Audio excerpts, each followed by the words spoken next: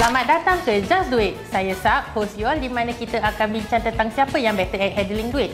Orang muda ke orang tua. Tapi there's a catch. Mereka kena create the talk back by earning items rupees hari ini. Bersama saya sebagai juri hari ini, we have Encik Yang Iskandar, Principal for EduFront Learning Center. So you all dah ready ke belum? Sudah. So bila kita undergrad kan, kita mesti risau tentang harga untuk sambung belajar di universiti. Soalan pertama, berapa banyak you all think is required for a university education sekarang? Local atau private? Dua-dua boleh. Dalam setahun ataupun dalam 4 tahun ke? Okay, maybe dalam 1 tahun lah. So untuk Syarif, berapa banyak you keluarkan? 28,000.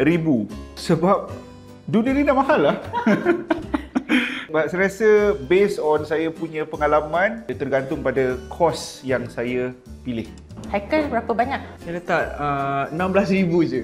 Dia macam kalau anggaran, kalau the full degree kalau kita ambil maybe 40-50k kan. So kalau setahun je lah, kita letak 16 je lah. Jadi untuk Encik Iskandar, siapa yang closest to the answer? Dua-dua jawapan mereka boleh diterima. Do you know that para pelajar boleh melanjutkan pelajaran mereka di peringkat ijazah tanpa membayar apa-apa yuran. Ada banyak bantuan-bantuan seperti daripada Mendaki di mana para pelajar boleh menerima bantuan subsidi sehingga 100% of the fees. But it depends. Kalau pendapatan keluarga agak tinggi, mungkin boleh mendapat subsidi 50%. So selain daripada mendaki, pelajar juga boleh mencari peluang scholarship, bursary daripada universiti ataupun daripada badan-badan swasta ataupun daripada kerajaan.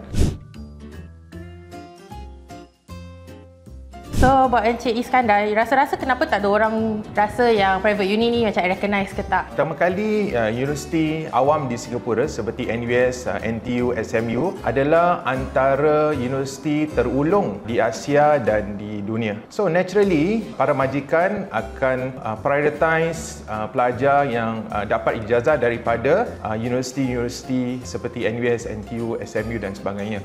Maybe pendapatan permulaan lebih tinggi untuk universiti awam, lebih tinggi daripada universiti swasta, tetapi apabila seseorang itu sudah mula bekerja, para majikan tidak akan melihat ijazah daripada mana, but they will look at how you perform on the job. For an additional 2,000, you all boleh join your dream course. Sanggup bayar ke tak? Sanggup sangat. Kita letak sini. Haikal? 5,000 tu kira belanja sekali lah. Tak ada. Masing-masing je. Kita letak 2,000 juga. Ya, kalau ikut kemauan memang nak lah. Jadi untuk Encik Iskandar, Both boleh diterima lah. jadi I ada buat research yang tanya orang muda kita lah if dia sanggup bayar lebih for their dream course. So Encik Iskandar, are these stats shocking atau expected? To me, it's a bit shocking sikit lah. Apabila seseorang itu mendapat ijazah yang betul-betul dia minati, there's tendency to do well. Jadi apabila seseorang itu mendapat markah yang lebih baik, ia ada satu pelaburan for dia masa depan. Pada saya untuk top up 2,000 dan 5,000 dan sebagainya adalah sangat berbaloi. So you rasa as a working adult, kos apa yang worth the masa, tenaga dan harga? Kalau ikut current konteks dunia sekarang kan, IT atau anything to do with AI, because it's very relevant, it's up and coming. Saya amat setuju. But that said, ada juga industri-industri yang tak akan pupus seperti healthcare. Kita nak kena foresight lah. Right? So macam ada juga industri yang dah tak relevan sekarang. So it's very difficult to get job positions or the prospect is a little bit more slimmer than before. Sebab saya ramai kawan-kawan yang GPA bagus and they are from local U, tapi tak dijamin dapat the job that they want. Right now when times are changing, dia memang kena put more than the thought of bukan saja apa yang saya suka, tetapi apa yang boleh saya dapati selepas course tersebut. So kalau kita cakap pasal opportunities kan, kadang-kadang ada universities yang beri kita peluang untuk pergi luar negara. Jadi untuk Syarif dengan Haikal, adakah awak berdua willing untuk top up 3K untuk participate in an overseas exchange program?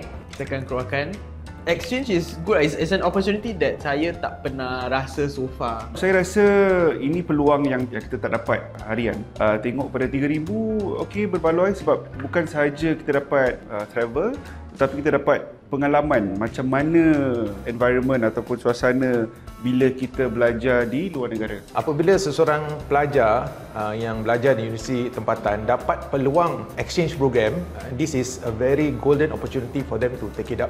Perlu simpan lebih kurang 10,000 secara minimum. Semua kena bayar sendiri. The only thing tak perlu bayar ialah yuran.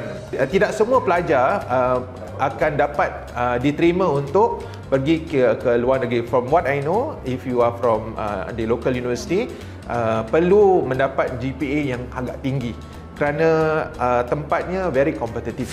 So jadi how much duit you all akan set aside setiap bulan sebagai an undergrad kat Singapura?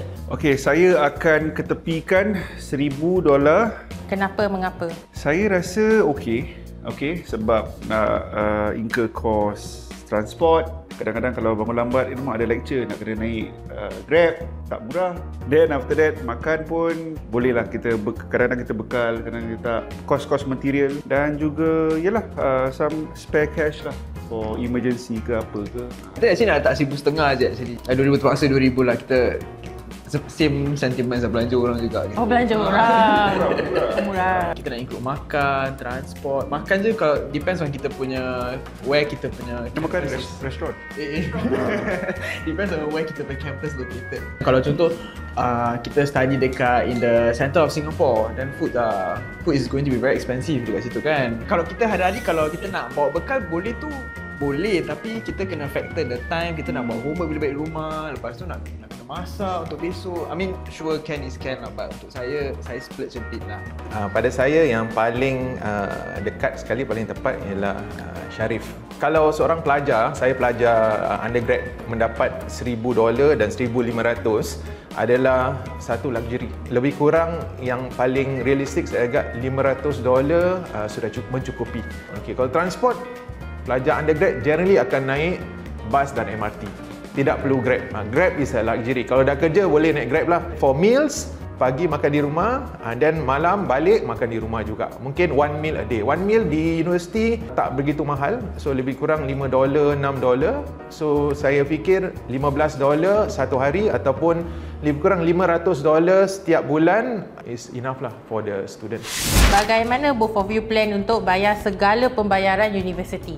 Untuk saya, of course saya akan check dulu whether saya eligible for subsidies. Jika tidak, saya akan bincang dengan orang tua saya lah, kan, kalau mereka boleh nampung ke ataupun kita pergi ke bank loan lah. Untuk Haikal? Saya rasa samalah kot dengan Sharif kan. Kita akan check which avenue yang allow kita untuk dapat bantuan.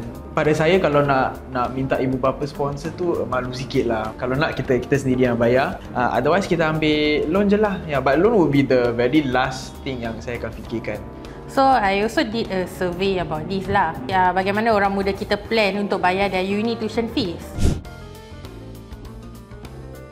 So, Encik Iskandar, when you hear all this dengan jawapan mereka berdua, like what are your thoughts? Apabila seseorang dapat scholarship atau funding from any agency, kerajaan ataupun pihak swasta, biasanya akan menampung seluruh kos universiti lah. Tetapi must bear in mind that is very very competitive, especially di Singapura. Tapi in general perlu melihat pada lain-lain source of funding. Pada saya, kalau seorang pelajar itu boleh memasuki ke universiti tempatan adalah yang paling baik kerana yuran yang paling rendah, kerana subsidi dan grant daripada pemerintah yang sangat tinggi lah. So, kita dah sampai waktunya untuk let Encik Iskandar decide tote bag mana satu lagi lawa, Sharif atau Haikal.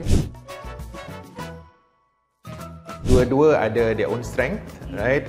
Haikal cantik, nature, nicely designed. Sharif I like dia punya principle lah. Dia advice for di pelajar-pelajar hari ini, do not let the grades define you. There are other opportunities, a lot of opportunities nowadays seseorang itu untuk succeed in life other than mendapat satu ijazah. Jadi saya akan memilih Sharif lah. Sharif Design. Terima kasih. Kita dah sampai ke penghujung episod hari ini. TLDR dia simple. Kalau mampu, baru belanja. Sebab tu kita encourage you all untuk spend within your means, okay? Shout out to Encik Yang Iskandar, Sharif dan Haikal dari OMG XBH sebab joining us hari ini. Big thanks buat EduFriend Learning Center kerana menaja lokasi for this episode. Hopefully tips-tips yang dikongsikan amat membantu untuk semua. Jumpa you all next time. Bye!